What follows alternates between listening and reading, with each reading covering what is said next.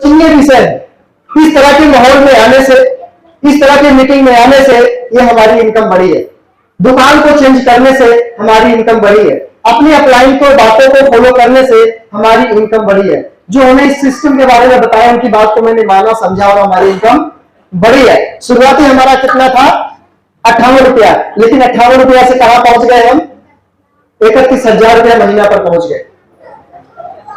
ऐसा आपके साथ भी हो सकता है, ऐसा आपके साथ भी हो सकता है। लोग मना करेंगे, लोग रोकेंगे, टोकेंगे, लेकिन अगर आप उनकी बातों को मान गए, उनकी बातों को सुन लिए, वहीं पर रहेंगे, तो आज भी वहीं पर आप लोग अपने मन में सोच के देखो, अगर मैं आज से इनकी शुरुआत ना करता तो क्या आज हमारे अकाउंट में 31,000 रुपये महीना आता?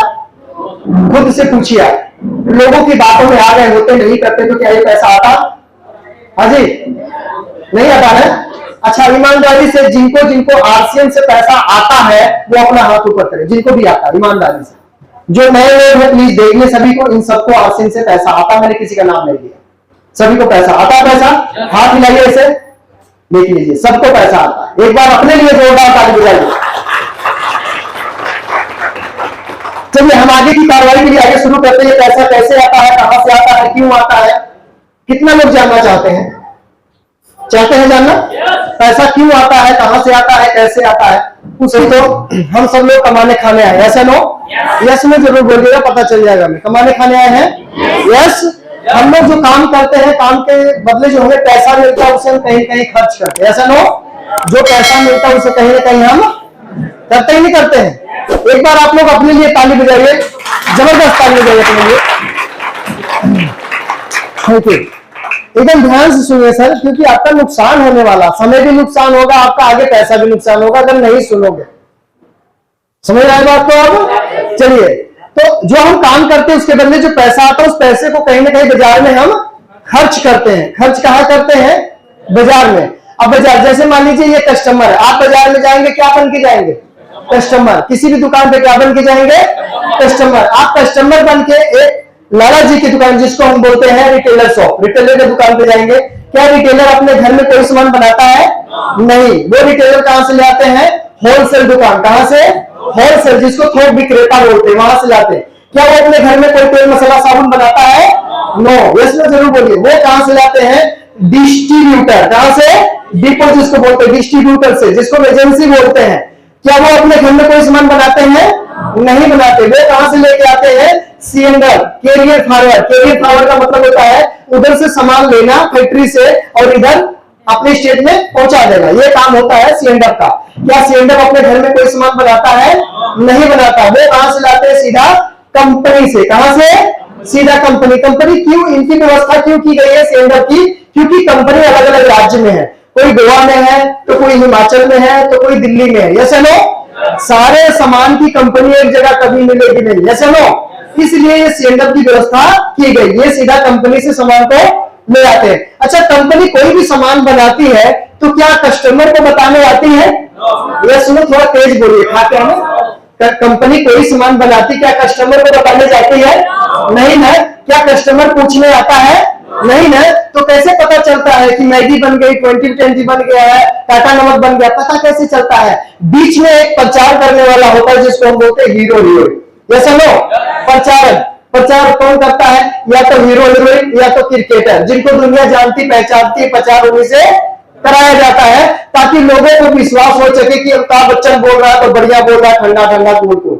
जैसा नो? इसीलिए इनका व्यवस्था किया गया, बीच में प्रचार करते हैं और प्रचार करने के बाद सामान यहाँ से 5 का बनता है, प्रचार कराया जाता है। 1 से 2 मिनट का 2 से 4 करोड़ रुपया लेते। कितना? 1 से 2 मिनट बोलने का 2 से 4 करोड़ रुपया प्रचारक वाले लेते हैं। कितना लेते हैं? 2 से 4। अब समझो 5 का सामान बना कंपनी के पास, करोड़ों रुपया का हुआ प्रचार, और वो 5 का सामान इतने लोग के पास होते हुए इस कस्टमर के पास क्या 5 में पहुंचेगा? अजी नहीं। 5 का बना, करोड़ों का प्रचार, इतने लोग के पास होते हुए यहाँ तक 5 में नहीं पहुंचेगा। तो यहां से 5 का बना, कंपनी ने इसे 6 रुपए में सिलेंडर को बेच दिया। कितने में? 6 में। अच्छा, इन्होंने 6 में खरीदा तो आगे 6 में बेचेंगे नहीं है। 6 में लिया तो इनको ये देंगे 7 रुपया में। 7 रुपया में इन्होंने डिस्ट्रीब्यूटर ने इनको दिए होलसेलर को 8 में।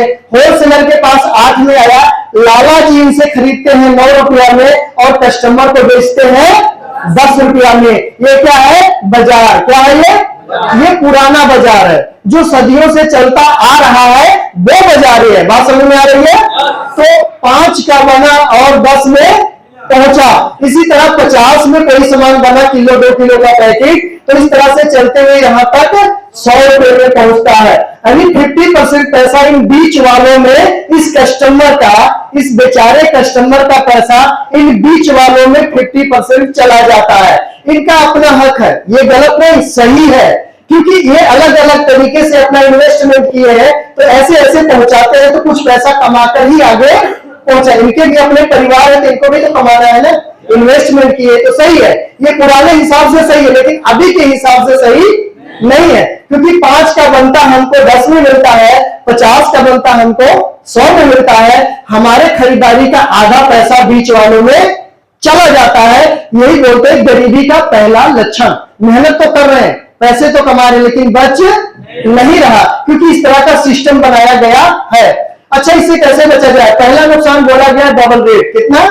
Double rate. दूसरे की बात करें, यहां से सामान चलता है 100 पीस, बीच में कुछ बढ़िया लोग होते हैं, डिपो वाले, कंटेनर वाले, ये लोग बीच में डुप्लीकेट 100 पीस बना लेते हैं। कितना पीस? 100 उठाया कंपनी से, बीच में डुप्लीकेट 100 बनाया, और किराने स्टोर तक आते आते सामान हो गया 200 पीस। कितना? 200 पीस। और यहां से ये निकलकर होलसेलर के पास से, डिस्ट्रीब्यूटर के पास से, रिटेलर के पास से वो पहुंचता है, क्या बोलते हैं उसको, सेल्समैन। एक सेल्समैन यहां से निकला और यहां आया लाला जी के पास, वहां से निकला यहां लाला जी के पास। सेल्समैन बोलता है कि लाला जी, एक पीस में 1 रुपया कमाते हो, तो कंपनी का माल ओरिजिनल है, लेकिन जो हम लाए हैं, बीच में बनाए हैं, एक पीस में आपको 3 रुपया बचेगा। आप बताओ, ये लाला जी कौन सा माल ज्यादा बेचेंगे, जिसमें 1 बचता है, जिसमें 3 बचता है? 3 वाला। हाँ, आप बताइए, आपको जिसमें 1 रुपया बचता है वो ज्यादा बेचोगे, कि जिसमें 3 रुपया बचता है वो ज्यादा बेचोगे? 3 वाला। 3 वाला। देखे ना, ये भी चालाक है। समझ में आ रही ना? तो इस तरीके से क्या होता है, सामान हमारे घर में डुप्लीकेट भी आता है, या सुनो, डुप्लीकेट भी आता है। तीसरा नुकसान, सामान जब यहां से चलता है, यहां तक आता है, यहां से जो सामान खरीदते हैं कस्टमर के पास से, अब आप बताएंगे, आप कोई सामान लाते, क्या पक्का बिल मिलता है लाला से? नहीं मिलता है पक्का बिल। अब कोई सामान का पक्का बिल नहीं मिलता है, तो क्या गारंटी सामान ओरिजिनल होगा? नहीं है। तो मतलब 3 नुकसान, इस रास्ते से 3 नुकसान। पहला हुआ डबल रेट, दूसरा हुआ डुप्लीकेट, तीसरा हुआ टैक्स का चोरी। ये 3 तरीके से नुकसान आपका हो रहा है। तो क्या सही हो रहा है? हाजी, क्या सही हो रहा है? नहीं है, नहीं होना चाहिए। कितने लोग चाहते हैं कि नुकसान नहीं होना चाहिए? हैंड राइज करेंगे। सभी चाहते हैं? एक बार अपने लिए जोरदार ताली बजाइए, बताता हूं नुकसान नहीं होगा। इन्हीं चीजों को देख रेख करते हुए कस्टमर और कंपनी, कौन कौन? कस्टमर और कंपनी दोनों को बुलाया गया, साथ में कंपनी को बुलाया गया, तीनों को बुला करके एक मीटिंग हुआ। क्या हुआ? एक मीटिंग हुआ। ये कस्टमर भाई साहब बोलते हैं कि अगर मैं इस रास्ते से सामान की खरीदारी बंद कर दूं तो क्या इनका काम चलेगा? यस नो बोलिए आप लोग। अगर ये खरीदारी यहां से बंद कर दे, क्या इनका सबका काम चल जाएगा? नहीं। अगर कंपनी कोई भी सामान बनाना बंद कर दे, तो क्या इनको सबको सामान मिलेगा? नहीं ना। यानी कंपनी के बिना हम लोग का काम नहीं चल सकता, और कस्टमर के बिना इन लोग का काम नहीं चल सकता। लेकिन यही पर एक रास्ता निकाला गया। कंपनी बोलती जब हमारे बिना आपका काम नहीं चलेगा और आप लोगों के बिना हमारी कंपनी नहीं चलेगी, तो एक बीच का रास्ता निकालते हैं। एक बीच का रास्ता निकालते हैं हम, और आप दोनों गली मिल जाइए, ऐसे हम दोनों आप मिल जाते हैं। हाँ, और इन लोगों को साइड में कर देते हैं। हाँ, इन लोग को बीच वाले को साइड में कर देते हैं। बताओ काम चलेगा नहीं चलेगा? इसी तरह से कंपनी कस्टमर दोनों एक हो जाते हैं, मिल जाते हैं, और जो पैसा इनके घरों में बीच में जा रहा था, वो पैसा कंपनी डायरेक्ट कस्टमर के खाता में डाल देती है। आप बात समझ में आई? तो यहाँ पर ये बीच वाले का पैसा इसमें दे दिया जाता है, और ये बीच वाले को कहां रखेंगे? कहीं और। इनको भी एक एक करके इनके साथ में लगा दिया जाएगा। तो ये है दोस्तों मार्केटिंग प्लान, कई लोग के बीच में पैसे जाते हैं, उन लोगों को हटाकर कंपनी कस्टमर एक कर दिया जाता है, उसी को बोलते हैं डायरेक्ट सेलिंग। जो आप देख सकते हैं इतनी बड़ी कंपनी है, ये अपना आसाम में है, रुड़की में है, भीलवाड़ा राजस्थान में कंपनी, बहुत बड़ी कंपनी है। इन्होंने डायरेक्ट सेलिंग किया है। ये डायरेक्ट सेलिंग है। ये जो दुकान शॉप खुली है डायरेक्ट कंपनी की खुली हुई है, इसमें कोई और नहीं है। अगर यहां से सामान आप खरीदते हैं तो डायरेक्टली 45% पैसा निकाल कर आपके खाता में डाल दिया जाएगा। 5% कंपनी अपना खर्चा काटती है सामान पहुंचाने का। ठीक है, अब बताइए अगर 5% काट के 45% कंपनी कस्टमर को दे रही है, जो बीच वालों में जाता था उनका पैसा, किसका पैसा है? बीच में जो जाता था 50%, उसमें से बाकी जनता